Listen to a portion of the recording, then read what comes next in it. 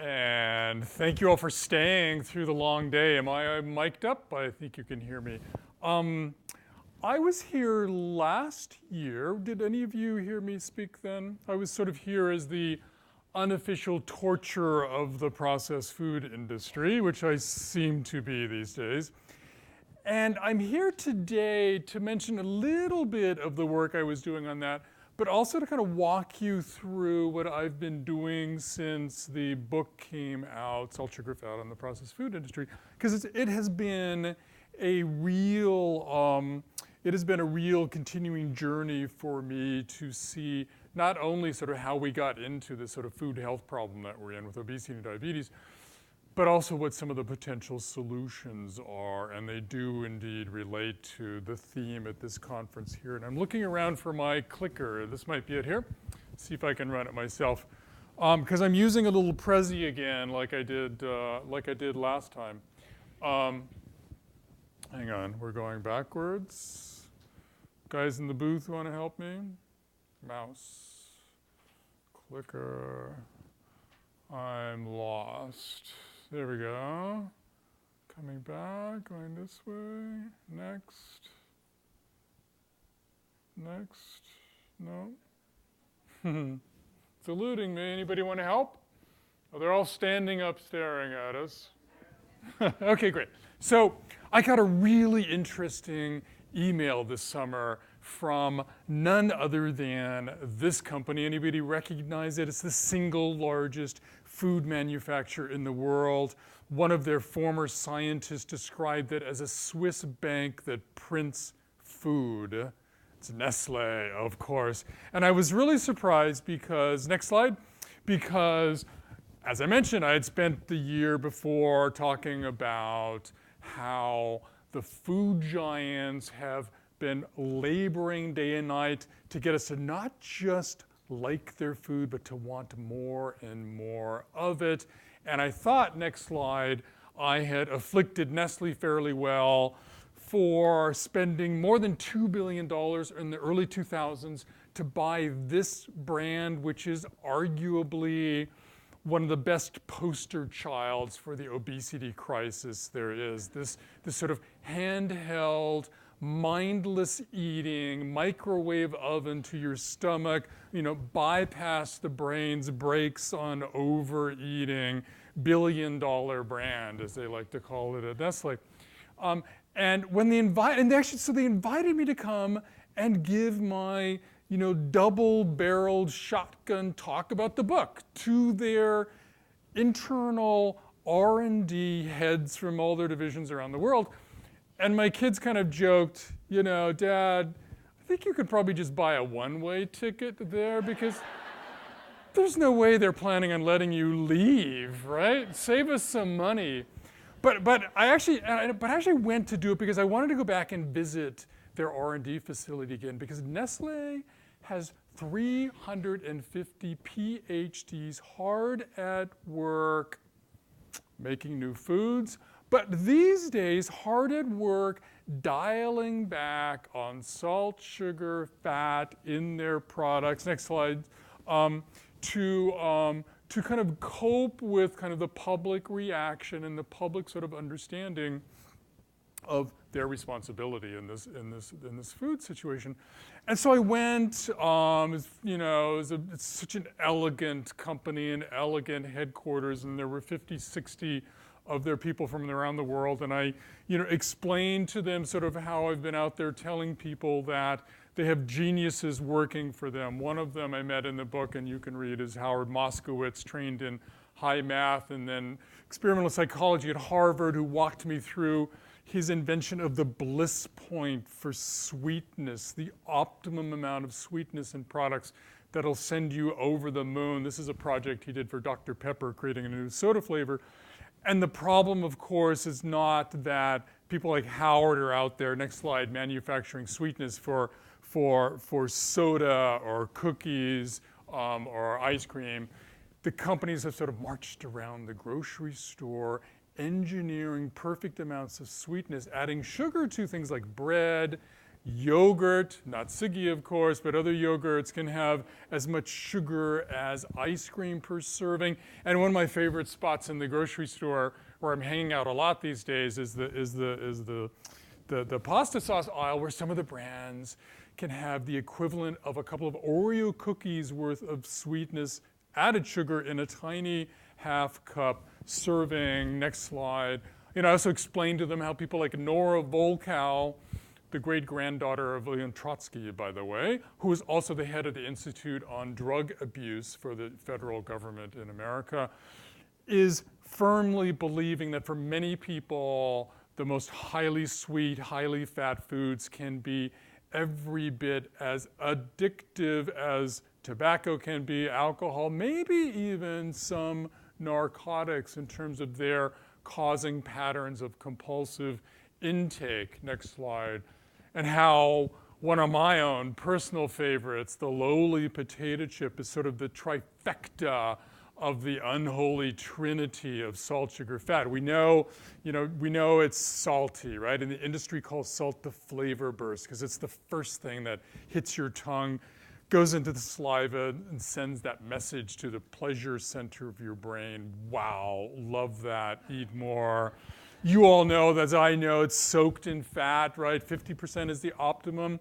Fat isn't a taste, it's a sensation. The industry calls it the mouth feel. It's that feeling of biting into a warm toasted cheese sandwich. And you can tell I'm sort of a salt fat guy because the pleasure center, my brain's lighting up just thinking about that. But what I didn't know is that potato chips are loaded with sugar, not added sugar, although some brands even have that, but in the form of simple, plain potato starch that gets converted to, I'm seeing heads nod, you all know this, gets converted to glucose. So I'm telling all this to Nestle, and then I go, next slide. And of course, it's not just the salt, sugar, fat, right? It's the marketing that you guys have, the ingenious marketing. And I explained to him how I met Jeffrey Dunn, the former president of the next slide, this company.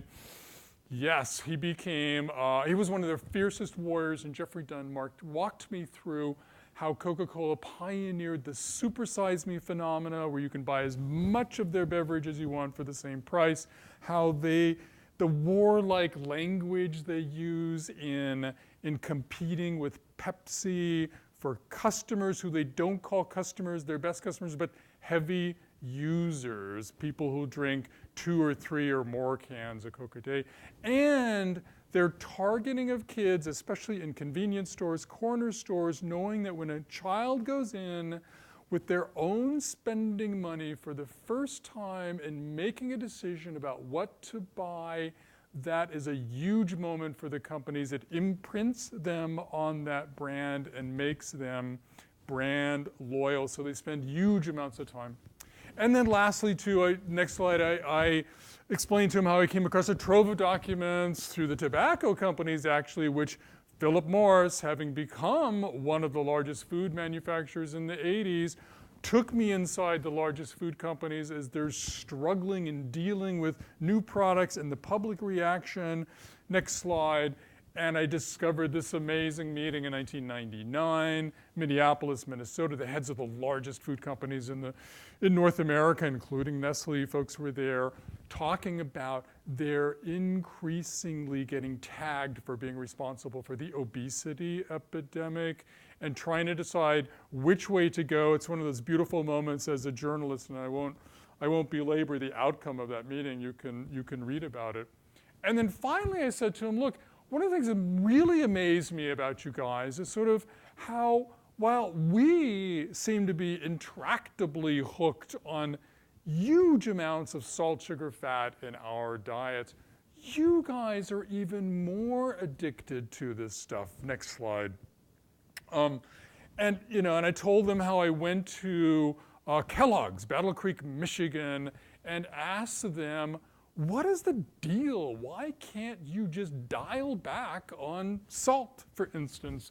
And so Kellogg sat me down and they prepared for me special versions of some of their biggest icons in the store, including Cheez-Its and cornflakes and frozen waffles. And I have to say it was one of the most god-awful culinary experiences, the complete opposite of last night, I'm sure, because without salt, and they had made these versions of any salt at all to show me, without salt, they were tasteless. We couldn't swallow them. They had metallic flavors coming through because salt is this miracle ingredient for them in so many ways. And so, I went to Nestle and I said, look, what are you guys doing? And next slide. And so they walked me through how they're sort of very carefully using many of these 350 PhD scientists to sort of dial back on salt, sugar, fat. And I have to say that for the first year after the book came out, I thought that if too much salt, sugar, fat was the problem, then obviously the solution is just cutting back on that. But the more smart nutritionists I talk to, the more I realize that the real answer to better health is not that. It's filling up your plate, getting people to eat more and more of, next slide, or I'll just hold one up, this stuff, right? Apples and turnips and all of these vegetables. And if you can get people to do that, the rest of the stuff will take care of itself. They can still eat Cheetos and Twinkies, and it'll be sort of in moderate tones. So if that's the solution, clearly you can see that Nestle has a problem because they can dial back on salt, sugar, fat on all of their products. But how are they going to put more vegetables in the Hot Pocket, for example, and still sell it at the same price and still get people to like it and love it? Next slide. So one of the things that I sort of became empowered to do through the research and reporting in the book was kind of start thinking like the food giants do. And that was very helpful to me when I was torturing them for what they had done to get us to this situation.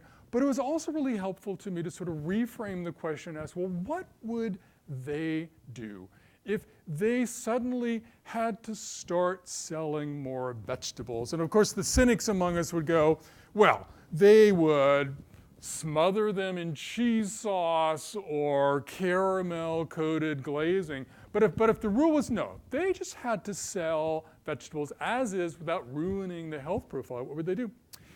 And it was clear to me they would do three things. One, next slide, they would get the price of produce down so that people could afford it more by getting farmers, right, to grow more produce. Because today, just in the United States, something like 90 million acres is planted in corn, not for corn that you eat, but for corn that's turned into high fructose corn syrup, ethanol, and livestock feed. 5 million acres, 95 million acres planted in this stuff and fruits. Huge discrepancy. And here's another number. Every year, the two largest agribusiness companies spend $2 billion on research and development, looking for ways to help farmers make more money growing that field corn. $2 billion. And I added up every penny that was going into making fruits and vegetables more profitable, easier to grow in different parts of the country, and I could barely get up to $100 million. $2 billion versus $100 million. That's the first thing. And so this, by the way, I actually found in Indiana some field corn farmers who were growing corn for ethanol, trying to learn how to take that land and replant it with fruits and vegetables. And this is them in a little greenhouse of somebody who's growing these microgreens and selling them to Whole Foods. And at this very moment, he is telling these soon-to-be shocked corn farmers how much money he was making per quarter ounce on his microgreens to Whole Foods. And they walked out of there with their jaws open and dollar figures, which is fantastic because increasingly, I've also come to think that solutions to better food health are not going to come from government regulation. It's going to come from people and companies, including my food giants, figuring out ways to make money growing and selling things that people can and should eat. The second thing I think they would do, if the companies had to sell fruits and vegetables, is go to the grocery stores and kind of look at ways to nudge people over to the produce aisle, because all of their energy certainly now is focused on getting you to the 90% of the store that's selling processed foods. And the soft music and the bright neon colors and the physical layout of the store itself is all geared toward getting you into the chips and the soda and the cookie aisle. So next slide. So I found a couple of guys who are actually fiddling with the grocery cart to nudge people into buying more produce. And one of the things they did was they took some duct tape and ran it down the middle of the cart, put a little sign on the front saying, "Put your vegetables and fruits in the front half of the cart." They doubled purchases and consumption of produce with just that little sign. And when I caught up with them, they were fiddling around kind of with this notion that when you walk into the grocery store, by design, it's getting you to lose your sense of self outside the store. So you're not thinking about the consequences of buying soda and chips and sweets, etc. So they started putting mirrors inside the grocery cart to remind people of themselves as they're shopping. This is the reflection of the guy pushing the cart, right? And he was fantastic. This is in a little grocery store in San Antonio, which is just crumbling under a huge obesity issue. And he was fantastic because the mirror is sort of rectangular, and he said, "Look, guys, I think this would work better if you turn it vertically so you can see sort of this part of my body," which I do need to remember because he had a very big stomach. And lastly, I think the other thing they would do is they would turn to their marketing people and say, the same people that come up with those fantastic, hit your emotional button slogans for junk food, like Snickers bar, the slogan, "Don't let hunger happen to you." Classic, right? These are the people who know how to sell anything. And so the other great thing about writing a book that people actually like to read and buy is that it gives you a little bit of license. And so I decided, well, what if I went to Madison Avenue and got one of these same agencies to sell not Coca-Cola, not Cheez-Its, but one of these vegetables that we're all supposed to be eating. And so it took a little looking. Few companies turned me down. They were too busy selling Cadillacs and other stuff like that. But I did find one advertising agency that actually used to and does sometimes work for Coca-Cola to do a pro bono campaign for a vegetable. And I decided it wouldn't be just any vegetable. I decided to challenge them with what is arguably one of the hardest vegetables to sell to people in this country, especially baby boomers who grew up in households where the mom or the dad would cook that stuff so much it would turn brown and mushy. And that is a nightmare a lot of us still remember, including this guy. And I'm going to show you a little clip. Oh, and by the way, the deal was not only were they going to do this campaign for me pro bono, and I was going to write about it, but they had to let me inside their Mad Men world as they were designing this campaign. And so here's a little bit of the video that's still on the New York Times website. I do not like broccoli, and I haven't liked it since I was a little kid. And my mother made me eat it. And I'm president of the United States, and I'm not going to eat any more broccoli. Now, in spite of its well-known health benefits, broccoli is not a popular vegetable. It was derided by President George Bush, and it's pretty much ignored by the rest of us. I'm Michael Moss, and I write about the intersection of food and marketing for the New York Times. I'm trying to answer a question. What would it take to get people to eat better? The advertising firm Victors and Spoils, whose previous clients include Quiznos, General Mills, and Coca-Cola, took on the challenge pro bono. And at one point they said to me, okay, Michael, we're going to start off, and the first thing we're going to do is we're just going to sort of get some social media going and pick a fight with another product in the grocery store. And I thought, oh, great. They're going to go after potato chips or French fries or something like that. And they go, no. You're forgetting what you wrote yourself. And indeed, when I wrote about Coca-Cola and Pepsi, one of the things I discovered is that the war between Coke and Pepsi was entirely bloodless. Every time Pepsi came up with a Michael Jackson advertisement, sales of Coca-Cola went up also. And every time Coke came out with, new Coke or old Coke or whatever, sales of Pepsi would go up. Both of their boats would rise when they ostensibly attacked each other because it brought buzz to that part of the grocery store.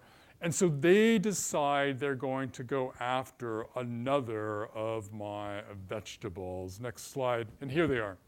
So our key consumer insight that we're working with is that everyone is currently talking about kale.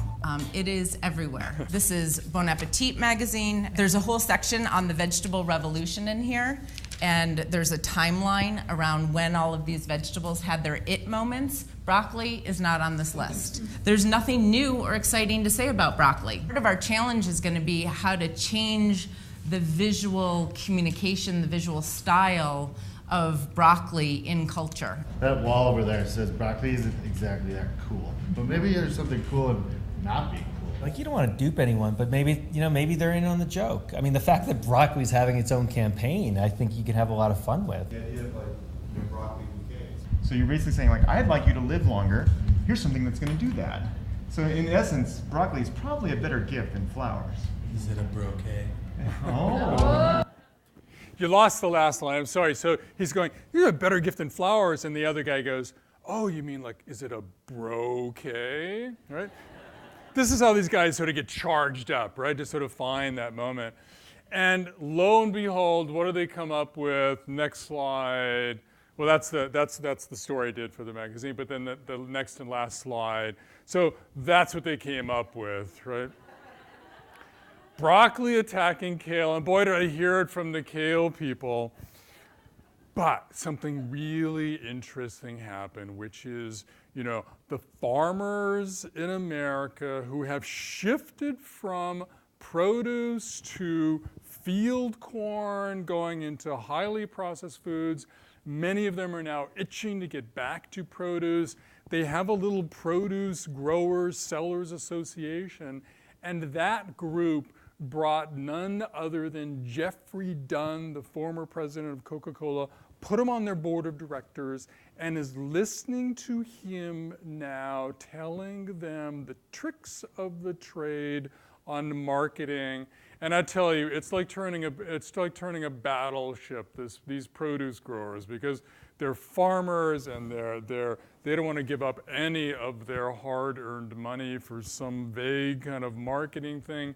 But ever so slowly, they're starting to think of harder, better ways to sell produce, which is going to encourage more of their people, more of farmers generally, to grow produce. It has the potential, going back to the urban farm situation, it has the potential of kind of recreating produce markets and growing and agriculture in different parts of the country now, instead of California growing 90% of our produce and shipping it to the East Coast and it being sort of limp and stale and old by the time you get it out of your refrigerator, because a fresh stalk of broccoli that's just been picked, as many of you know who do shop at farmers markets, is so amazingly different than the broccoli you buy in the grocery store. And that ultimately, I think, is one of the biggest tricks that the food giants would use, which is just to make that produce stuff so tasty, irresistible, that we can get people to not just like it, but to want more and more. Thank you so much for your time.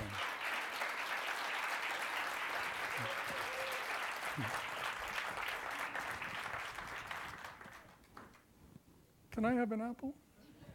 Thank you.